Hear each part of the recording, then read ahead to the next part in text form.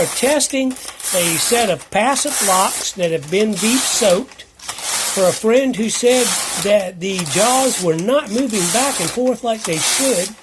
And what Catherine's going to do is put it through its NX paces, front and rear, to show you what's going on with it.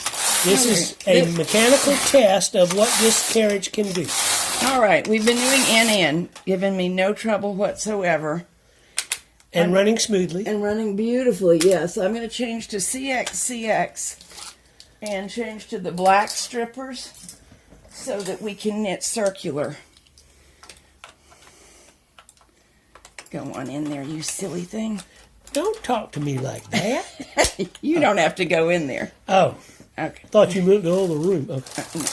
And CX. Now, for those of you who have these, after those first couple rows, rack so that the needles do oppose exactly. See? That way you won't have a bump at the edge of the fabric. You would have less of a bump still if you did it before knitting the first 2 rows, but there is some stress on the yarn at the edge, so I wait for those 2 to pass. Okay, ready? CX for a few rows. And I'm trying to get that little jaw jumping back and forth like it's supposed to. I'm going to go as slow as I can. No, it's fine. I've got it. I didn't know if the film could catch it. Or the digital electrons, whatever. Yeah. In fact, my own locks need this treatment because they were sluggish and making noise. And this one is just a dream to work with after dealing with that. Yeah, we're going to show some differences in another video between how this back lock is set up compared to Catherine's back lock. And they're both on the passap E. Oops, let me move this out of the way. They're both on the passap E Electronic 6000. However, there's a difference because there's a motor drive available for the E6000.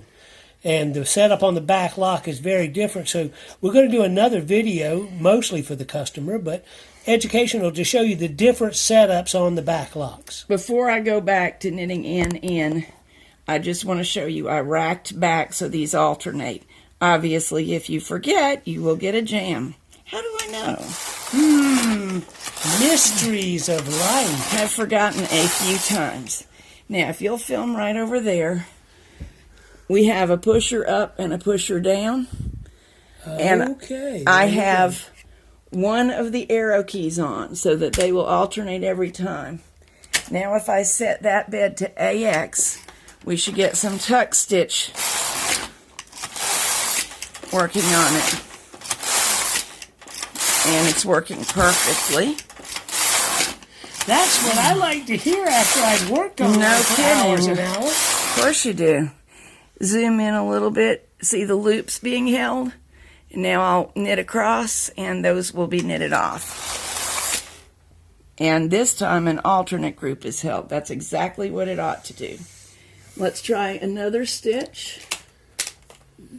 Arrow keys stay the same? I'm leaving the arrow keys alone and going to EX, which should be fisherman's rib. And that means that one bed should tuck and one should knit every time, and they should alternate. They should pay no attention to the arrow key or the pushers.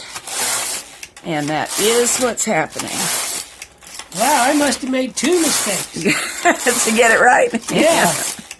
Beautiful, beautiful. Actually, just so everybody understands, 2 wrongs do not make a right in the knitting business. They don't make it in any business. I know, but... I'm changing to FX, which should give us...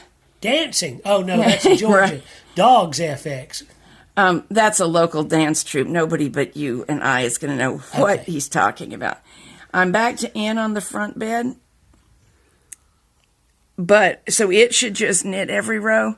The back bed should get all crazy. It should be fisherman's rib that does respond to the pushers. And that is what we're getting. Excellent. One more change. I'm afraid only you and I know a lot about what I just said. Yeah, I'm hoping that we don't end up in an old folks' home because they're going to think we're far more demented than we really are. They'll think I'm way over the hill. Well, inside jokes. I am knitting with HX on the back bed now, and it's behaving just as it should. Let's go back to NN. By the way, we started with our row counter on 0, and we are now on row 265. Zoom. Which is very good news. Not one hiccup, burp, or naughty word about this these jaws. The 265 rows. Now, the thing is, how would we emulate going to the end where they should open up and accept another bobbin if there was a color changer on there? So go all the way off the end and see if they open up. Like, there you go. Okay. Did you watch it? Yeah.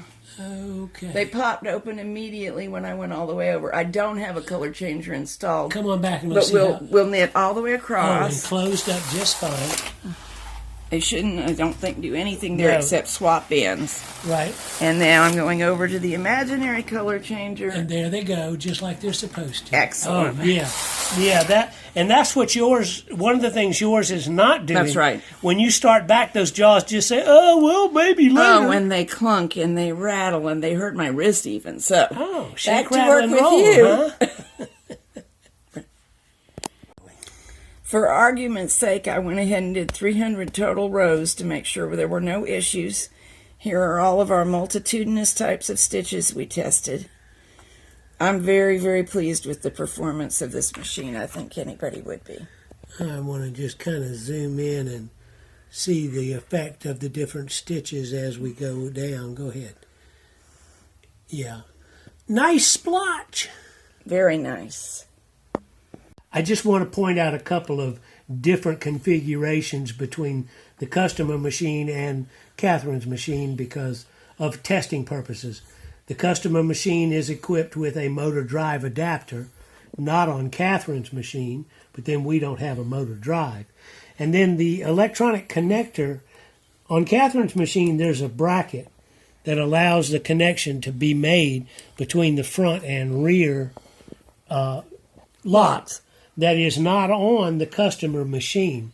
I'll get with the customer if she wants me to check the electronics on Catherine's machine with her locks. I'll have to swap this bracket. Yeah, my bracket could temporarily go Yes. there.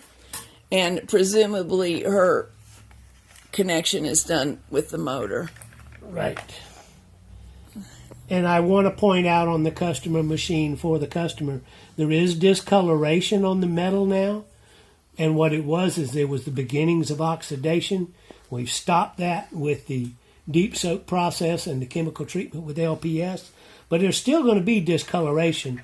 I'll show you the difference with this one. This one was evidently stored in a drier place. Well, I think it was dry when it was put away, and it was very dry when we got it. It was very dry when we got it. Mine is third hand at least, and I'm not sure of the history on the customers. But just pointing out that the color of the metal does not affect the operation. We just did 300 rows with it. Mine has quite a blotch here, but that wasn't giving me any trouble. Right, and that is a chemical discoloration other than oxidation. Okay. Oh, show about the brushes. Ah, yes, on the front lock of the customer machine, I discovered on your machine there's a little tiny set of brushes, one here and one here, and it looks as if it might have clipped on here. We've already looked. I'm trying to twist and turn so we Okay. can see it. It's hard to see in the picture, but he's pointing to the area where they are with his red straws. Right, and this piece is your stitch style adjuster, and I will move it so you can see. So you know where we are. Right, center but of the if carriage. you look under your machine and do not see these brushes, we have good news for you. Yeah, this one knitted just fine and did some pretty intricate stuff without these brushes. We've looked, we cannot find a set, but we want to assure the customer that it knits just fine without those. So if you flip your machine over and you're missing these brushes, that's probably not a cause for panic. I don't think so.